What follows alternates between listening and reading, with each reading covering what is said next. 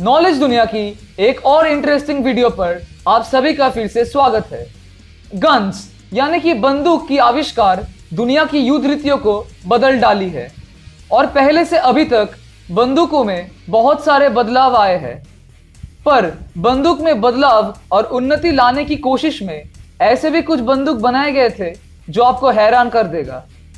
आइए आज ऐसे ही कुछ गन्स के बारे में जानते हैं।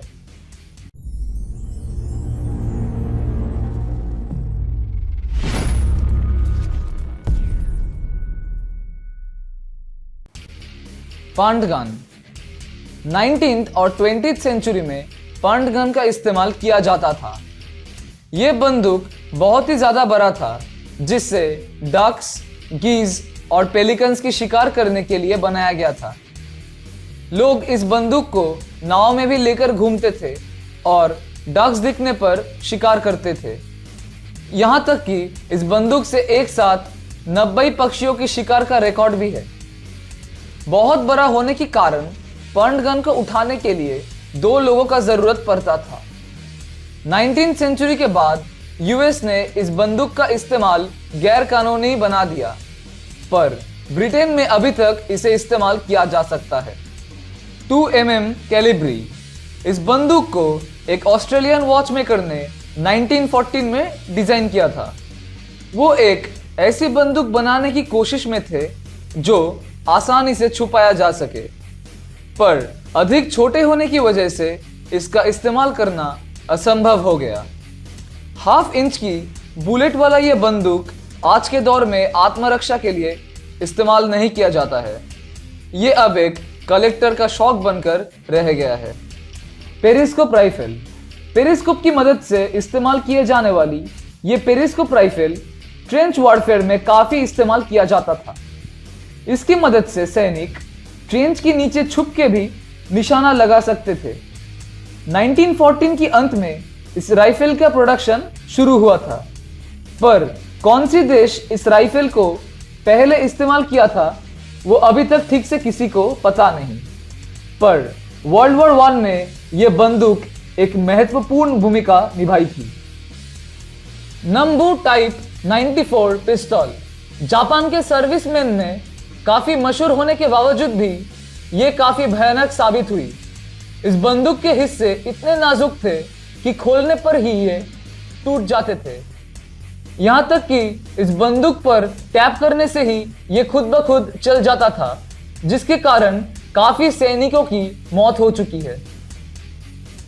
हार्मोनिका गन ये बंदूक का नाम सुन के शायद आपको ये लग सकता है कि ये एक गन कम हार्मोनिका है, पर इसकी खासियत कुछ और ही है। इसकी स्टील स्लाइड में बहुत सारे गोलाकार चेंबर्स मौजूद है। इन चेंबरों में बुलेट्स रखा जाता था जो ट्रिगर दबाने पर बाहर आते थे। ये गन पिस्तौल और राइफल दोनों मॉडल्स में ही मिलता है। मिड 1800s में जोनाथन ब्राउनिंग ने इस अद्भुत बंदूक को बनाया था।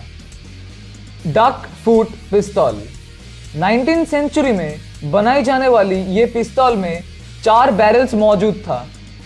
इसे खास तौर से बनाया गया था ताकि किसी भी गैंग से आत्मरक्षा किया जा सके, पर ज्यादा वजन और हाई रिकॉइल होने के कारण इस बंदूक का इस्तेमाल करना काफी मुश्किल था।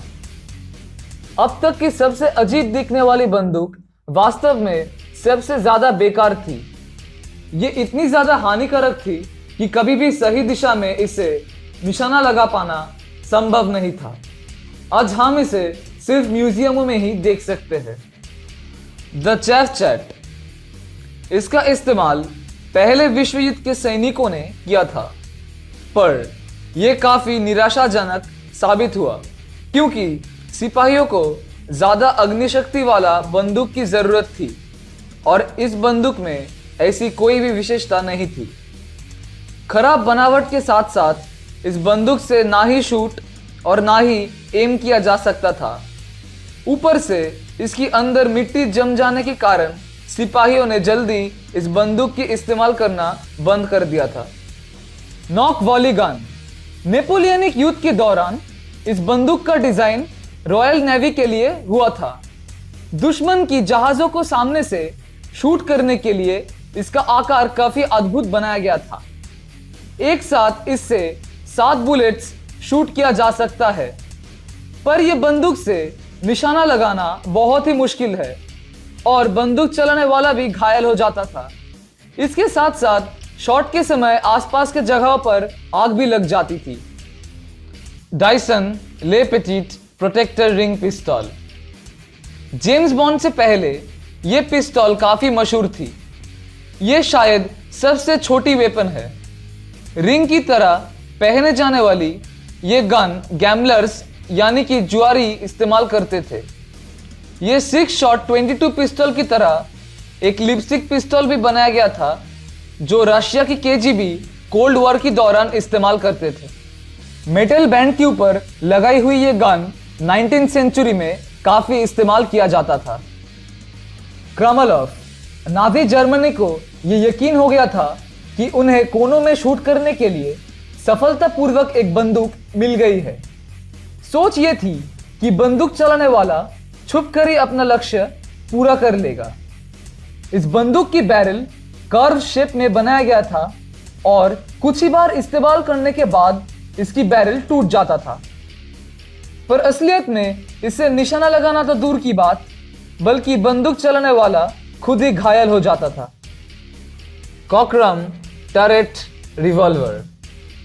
1830 में डिजाइन किया गया यह यंत्र काफी हानिकारक साबित हुआ। अगर आप सोच रहे हैं कि यह टारगेट के लिए हानिकारक था तो आप गलत है।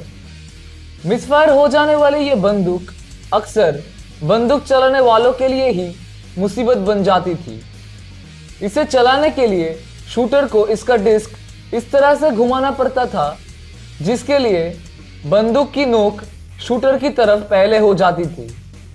इस कारण बहुत बार अंत कुछ ऐसा होता था कि बंदूक चलाने वाला खुद को ही शूट कर बैठता था। The लेमेट revolver. 1856 में जीन लिमेट ने इस बंदूक को बनाया था। इस बंदूक में 2 बैरल्स मौजूद है। ऊपर वाली बैरल 42 कैलिबर पिस्तौल राउंड्स फायर कर सकता है और नीचे वाली बैरल शॉटगन की तरह इस्तेमाल किया जाता है। सिविल वॉर के समय कॉन्फेडरेट सोल्जर्स में यह बंदूक काफी मशहूर था।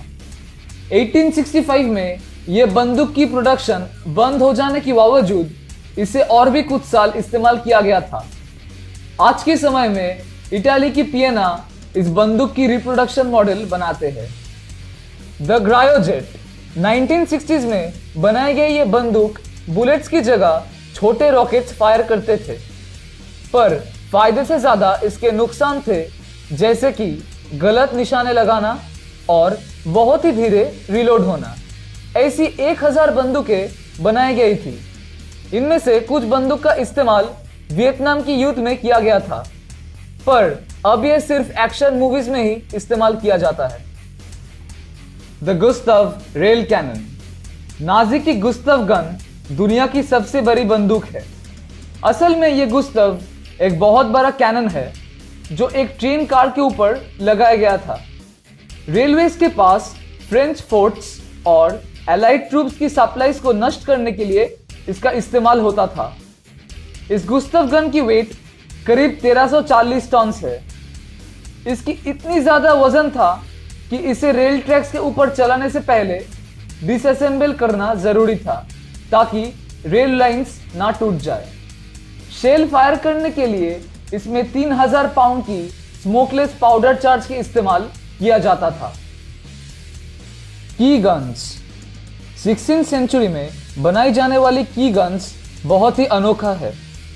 ये बंदूक जेलर्स इस्तेमाल करते थे ताकि किसी कैदी की जेल खोलने पर भी उनके पास आत्मरक्षा के लिए कोई वेपन मौजूद हो। ये गन चाबी की तरह भी इस्तेमाल किया जाता था। इसे खास तौर से बनाया गया था ताकि कैदियों को इस बंदूक की असलियत के बारे में पता ना चले। दोस्तों, अगर आपको ये वीडियो पसंद आया तो जरूर इस वीडियो को लाइक कीजिए और शेयर कीजिए अपने दोस्तों के साथ। अगर आप नॉलेज दुनिया की वीडियो पहली बार देख रहे हैं तो इस चैनल को जरूर सब्सक्राइब कर लीजिए ताकि आने वाले वीडियोस की नोटिफिकेशंस आपको सबसे पहले मिले। कोई सवाल या सुझाव हो तो हमें कमेंट में ज़रूर बताइए। Thanks for watching.